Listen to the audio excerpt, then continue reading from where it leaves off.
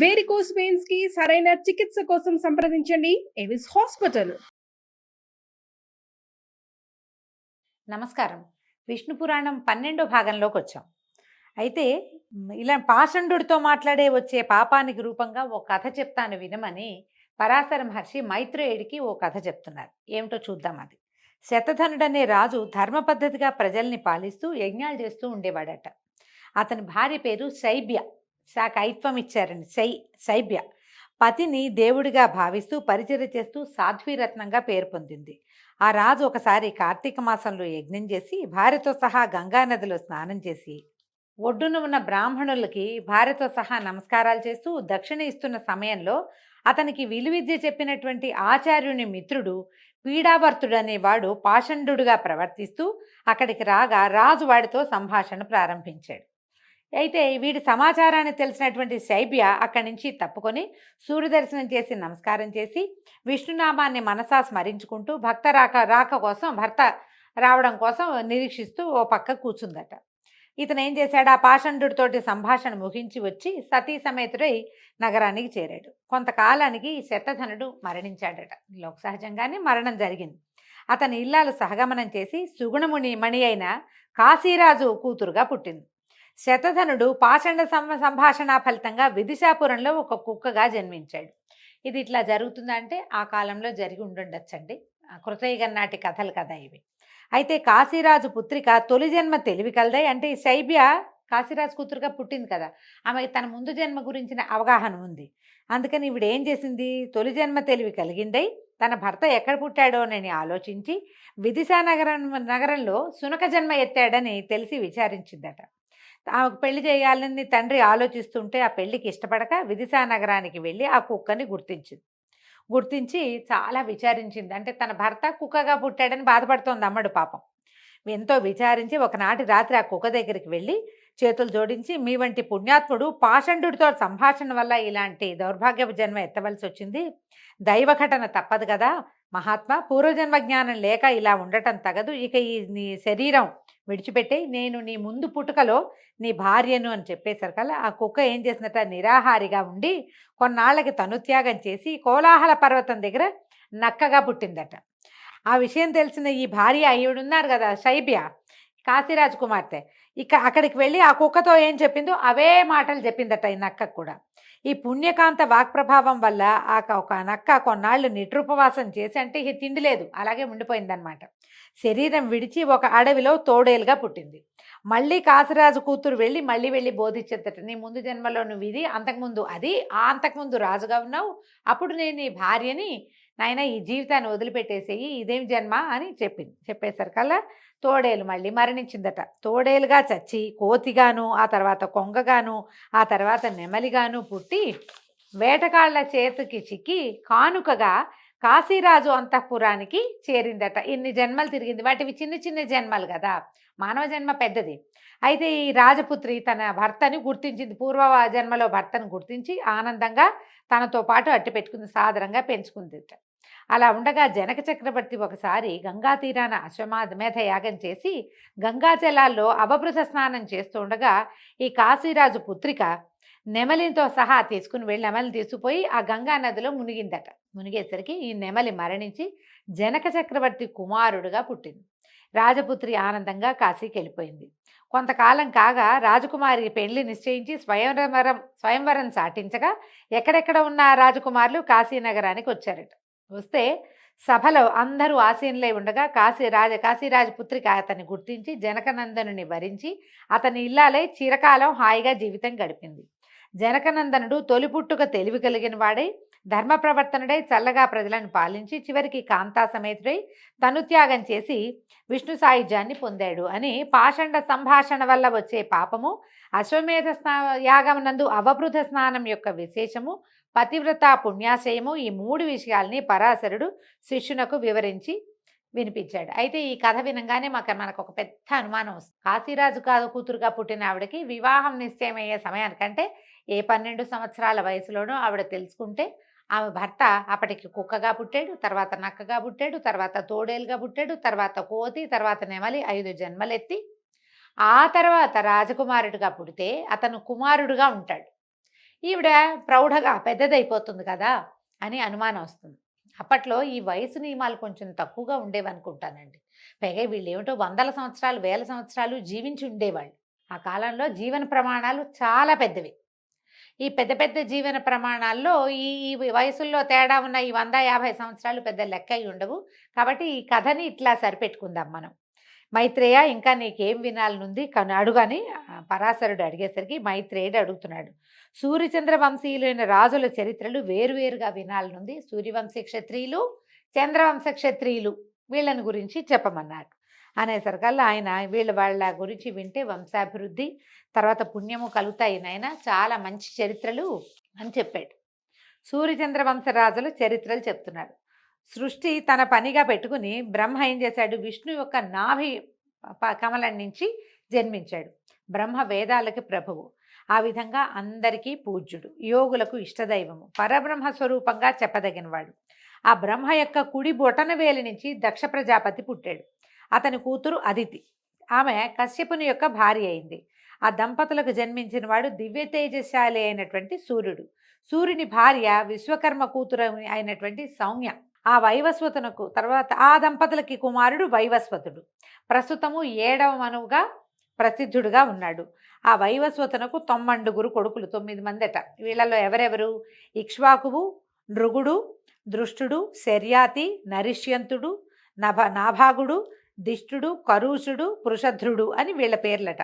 వీళ్ళతోటి ఈ పేర్లతోటి వివిధ ద్వీపాలతోటి ఉన్నటువంటి ఈ భూమండలాన్ని వీళ్ళు తమ తమ పేర్లతోటే పరిపాలించారు. చాలా ద్వీపాలు ఉన్నాయి. మనం చెప్పుకుంటాం కదా జంబూ ద్వీపం అని. మనం విష్ణుమూర్తి శ్వేత ద్వీపంలో ఉంటాడంటారు. ఇట్లా ప్రత్యేకంగా చెప్తారు. ఈ ద్వీపాలతో కలిసి ఉన్నటువంటి ఈ వసుంధర అనే మన భూమిని వీళ్ళు పరిపాలించేవాళ్ళట. వైవస్వతుడు భాగ్యరాశి అయిన సంతానం కలగాలని సంకల్పించి మైత్రావరుణల గురించి పుత్రకామేష్టి చేశాడట. దాంట్లో ఏమైంది, హోమ సంబంధమైన విధి సరిగ్గా జరగక పుత్రునకు బదులుగా పుత్రిక కలిగింది. ఆ బిడ్డ పేరు ఇళ. ఇది మనం ఊర్వశి పురూరవ సంవాదం అని ఒక కథ చెప్పుకున్నామండి, మన ఛానల్లో ఉంటుంది.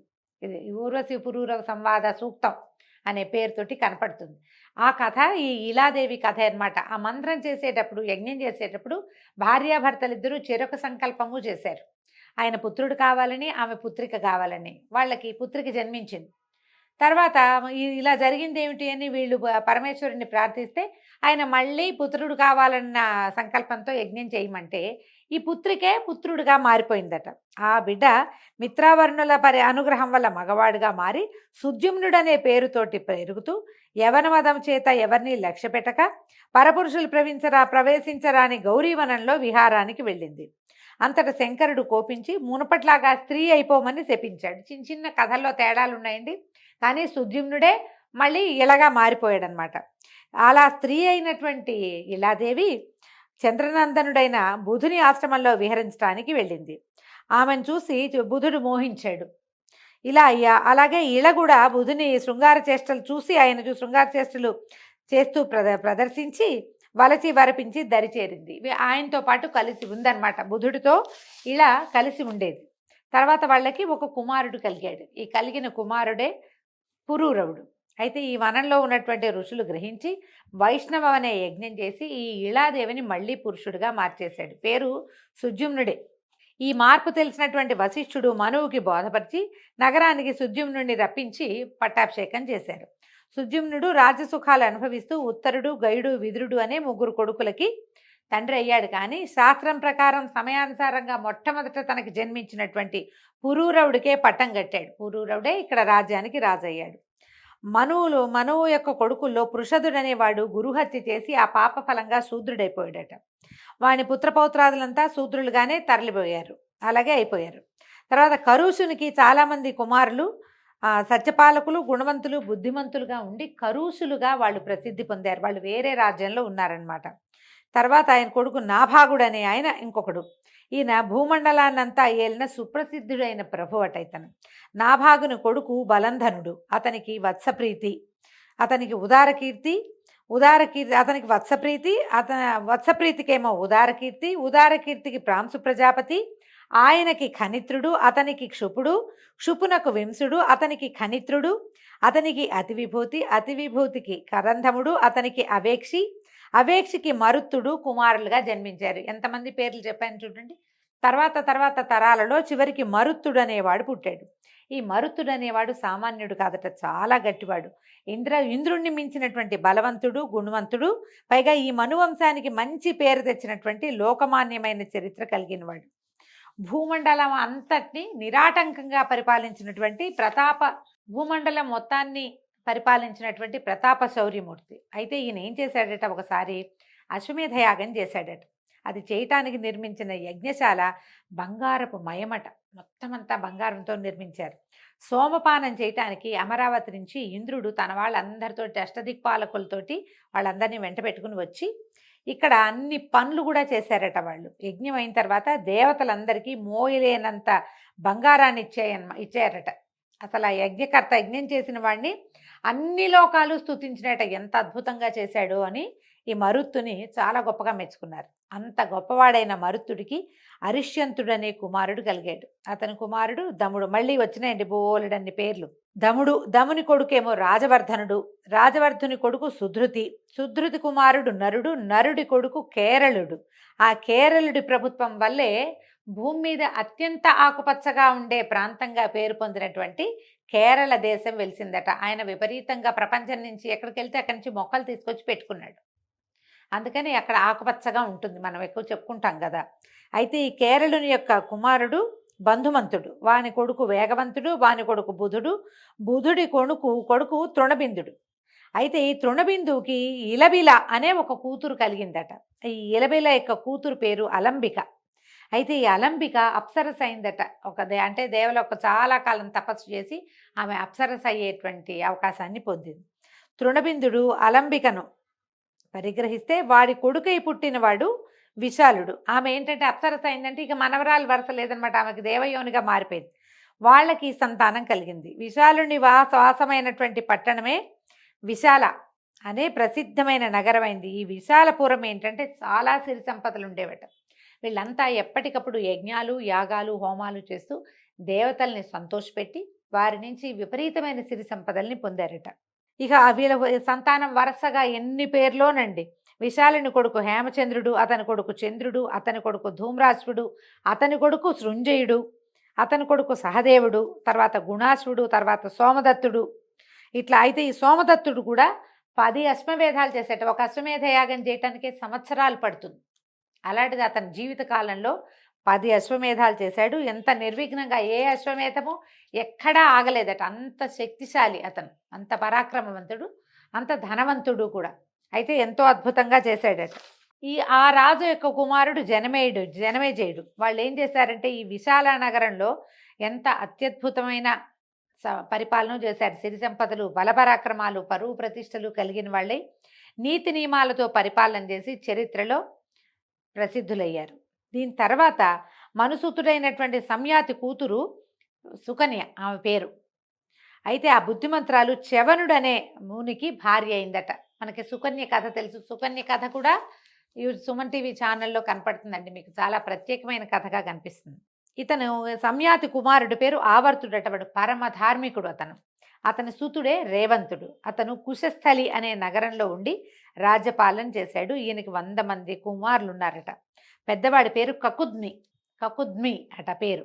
అయితే కకుద్మి కూతురు రేవతి. అయితే ఏమైంది, ఆ రూపురేఖలు ఆమె ఎంత సౌందర్యవతోట, మహాద్భుత సౌందర్యవతి. ఆయనకి తన కూతురు యొక్క అతిశయ సౌందర్య వైభవాన్ని చూసి అయ్యో ఇంత చక్కటి పిల్లకి తగిన వరుడు ఎట్లా లభిస్తాడు అని చెప్పి ఆ పిల్లని వెంబడబెట్టుకుని సృష్టికర్త అయిన బ్రహ్మని అడుగుతానని బ్రహ్మలోకాలకు వెళ్ళాడట. ఈ వెళ్తూ ఉంటే ఏమైంది, బ్రహ్మ ఆ సమయానికి హాహాహూహులు అనేటువంటి గంధర్వుల పాట వింటున్నాడట. ఈ హాహాహూహు పేరుతోటి విశ్వనాథ్ సత్యనారాయణ గారిది ఒక నావెల్ ఉందండి, చిన్న పుస్తకం, చాలా బాగుంటుంది. వీళ్ళు ఏంటంటే గంధర్వులు, అద్భుతమైన గాయకులట. అసలు వాళ్ళు వాయించేవి ఎలాంటి ఇన్స్ట్రుమెంట్నైనా వాయిస్తారట. వాళ్ళ సంగీతం వింటున్నాడు. ఈ చేసేదేమి లేక ఈ కకుద్మి కూడా కూతుర్ని పక్కన కూర్చోబెట్టుకుని ఆ సంగీతం వింటూ కూర్చున్నాడు. ఆ సంగీతం అంతా పూర్తయ్యాక ఈయన బ్రహ్మ దగ్గరికి వెళ్ళి తన కూతురు చూపించి, దేవా ఇది నా కూతురు, దీని పేరు రేవతి, దీనికి వరుణ్ణి సృష్టించి ఎక్కడుంచావు? సృష్టించే ఉంటావు. మామూలుగా ఒక పిల్ల పుట్టిందంటే దాని భర్త దానికంటే ముందే పుడతాడని కదా మనకు సామెతగా చెప్పుకుంటాము. అయితే ఆ కుర్రవాడు ఎక్కడున్నాడు, ఈ పిల్లకి తగిన వరుడు అని అడిగితే ఈయన అన్నాడు బ్రహ్మదేవుడు, నీ ఉద్దేశం ఏంటి? భూమి మీద ఎంతోరో రాజకుమారులు ఉన్నారు కదా, వాళ్ళలో నువ్వు ఎవరికి ఇవ్వాలనుకుంటున్నావు చెప్పు, నీ ఉద్దేశం ఏమిటో అని అడిగేసరికల్లా ఈయన ఎవరెవరి పేర్లో చెప్పాడట. అయితే బ్రహ్మదేవుడు నవ్వేట, రాజా నేను చెప్పేది విను, నువ్వు చెప్పే రాజులే కాదు వాళ్ళ కొడుకులు మనవలు కూడా కాలగర్భాన కలిసిపోయారు నాయన, యుగాలు దొర్లిపోయాయి, కలియుగం కూడా వచ్చేస్తోంది, నీ కొడుకులు మనవలు నీ మంత్రులు సామంతులు ప్రజలు వాళ్ళ బంధువులు అందరూ కూడా భూలోకంలోకి నుంచి వెళ్ళిపోయారు, కాబట్టి ఇప్పుడు నీ కూతుర్ని వెంబడి పెట్టుకుని భూలోకానికి వెళ్ళు, భూమికి వెళ్ళి అన్యోన్యము ఇష్టపడిన రీతితో ఏ వాడికైనా ఇచ్చి పెళ్లి జరిపించు, ఎవరికైనా ఇవ్వనైనా తీసుకెళ్ళు పిల్లని, ఈ పిల్ల ఎవరిని చూసి ఇష్టపడుతుందో వాడు కూడా ఇష్టపడితే అన్యోన్యము ఇష్టపడితే పెళ్లి చేయొచ్చు అనేసరికల్లా కకుద్మి ఆశ్చర్యపోయేట.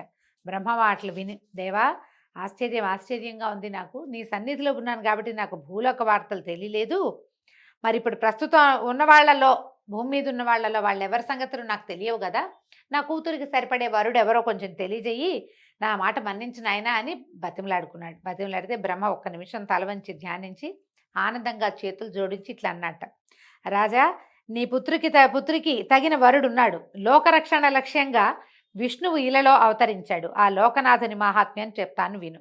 ఈ కథ ఎంత మలుపు తిరుగుతుందోనండి.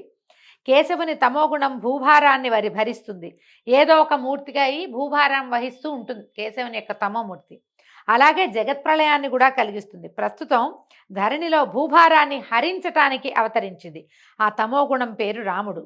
అతను ఆదిమధ్యాంత శూన్యుడు, నిర్వికల్పుడు, ఆదిదేవుడు, అనంతుడు, త్రిగుణాశ్రయుడు, గుణాతీతుడు, సృష్టి స్థితి లయకారకుడు, ఎలాంటి విచారము లేనిటువంటి శుద్ధ మనస్కుడు, జనన మరణాలు లేని ఆకాశతత్వరూపుడు, సర్వమంగళమూర్తి, వేదాంత వేద్యుడు, యోగుల హృదయాలలో ప్రశాంతమూర్తిగా విహరిస్తూ ఉంటాడు, అప్రమేయుడు. ఇలాంటి వాడు అని చెప్పడానికి సాధ్యం కాని మహిమ కలిగిన వాడు ఆ రాముడు యదువంశంలో అవతరించాడు. ఆ రాముడు ప్రస్తుతపు పేరు బలభద్రుడు, నీలాంబరుడు, నాగలి రోకలి ఆయుధాలుగా కలిగిన వాడు ఆ యదుకుల రత్నము. నీ పుత్రికి తగిన వరుడు ఆయన విష్ణుదేవుడు, నీ కూతురు విష్ణుమాయ యొక్క శక్తి, కాబట్టి వీళ్ళిద్దరిని దంపతులను చేయటం అన్ని విధాలా సముచితమైన సత్కార్యం నాయన. ఒకప్పుడు నీ పాలనలో ఉన్నటువంటి అమరావతి కన్నా మిన్నగా ఎన్నదగిన కుశస్థలపురము ఇప్పుడు ద్వారవతి పేరుతోటి యాదవ రాజధానిగా ఉంది. ద్వారకా నగరం గురించి చెప్తున్నారు. దాంట్లో యదువృష్టి భోజాంధకులు సేవిస్తూ ఉండగా ఉన్న బలరామునికి నీ కూతుర్ని అప్పచెప్పు అని చెప్పంగానే ఈయన నమస్కారం చేసి పంపించాడు. ఈ కూతురుతో భూలోకానికి వచ్చి చూశాడు. అప్పుడు నరులంతా, వీళ్ళేమో ముందు యుగం వాళ్ళు కదా, చాలా పెద్ద పెద్ద పర్సనాలిటీస్ అన్నమాట, చాలా పెద్ద ఆకారం కలిగిన వాళ్ళు. నరులు పొట్టిగా దుర్బలంగా స్వార్థం కోసం పాటుపడుతూ మూర్ఖంగా ఉండటం చూశాడట. అయితే అలా వెళ్ళి ద్వారకలో ప్రవేశించాడు. ప్రవేశిస్తే శుద్ధ స్ఫటిక సంకాశుడు, శీరపాణి, దివ్యతేజో విరాజమానుడు అయి ఉన్న బలరామును చూసి స్వవిషయం చెప్పి మన్ననగా మాట్లాడి, కూతుర్ని బాబుకు బ్రహ్మదేవుడు నీకు అప్పచెప్పమన్నాడు తండ్రి అని అప్పచెప్పేసరికల్లా ఈవిడ ఏం చేశాట బలరాముడు, ఆమె ఇంత పొడుగ్గా ఉందట, బలరాముడి కంటే చాలా పొడుగట రేవతీదేవి. ఆయన ఏం చేశాడు, నాగలితోటి మెడమికి నాగలి తగిలిచ్చి కిందకి లాగాడట. లాగి ఆమెను పొట్టిగా చేసి తనున్నంత పొడుగ్గా, అంటే ఈ మన ద్వాపర యుగం నాటికి మనుషులు 7.5 అడుగులు అలా ఉండేవాళ్ళండి, మనకంటే పొడుగు. అయితే ఈ కృతయుగం నాడు 14 అడుగులు 18 అడుగులు కూడా ఉండేవాళ్ళట, అంతంత పొడుగు ఉండేవాళ్ళు. ఆమెని నాగలితోటి పొట్టిదాన్ని చేశాడు, ఇట్లా దగ్గరికి లాగి ఆమె అవయవాలన్నీ దగ్గరికి చిన్న సైజుకి అయిపోయినాయి. అప్పుడు ఆమెను వివాహం చేసుకుని గృహస్థ జీవితం గడిపాడట. కూతురు పెళ్ళి అయిపోయింది కాబట్టి కకుద్మి తపశ్చర్య కోసం హిమగిరి వెళ్ళిపోయాడు. అయితే తర్వాత ఏం జరిగిందో మనం రేపటి భాగంలో తెలుసుకుందామండి. ఈ కథ వింతగా ఉంది చూడండి. ఇప్పటిదాకా మనకి బలరాముడి భార్య రేవతి అన్నదే మనం రకరకాల సినిమా కథల ద్వారా కూడా తెలుసుకున్నాం. ఆమె ఏనాటిది అంటే మనకి 2 యుగాల ముందుది. కృతయుగం నాటి రేవతీదేవిని మధ్యలో ఉన్న త్రేతాయుగం వదిలేసి ద్వాపర యుగంలో బలరాముడు వివాహం చేసుకున్నట్ట. వారికి సంతానం కూడా కలిగిందని వివిధ కథల ద్వారా తెలుస్తుందండి. దీంతో ఈరోజు కథ సమాప్తం అండి. రేపు ఉదయం మళ్ళీ కలుసుకుందాం. నమస్కారం.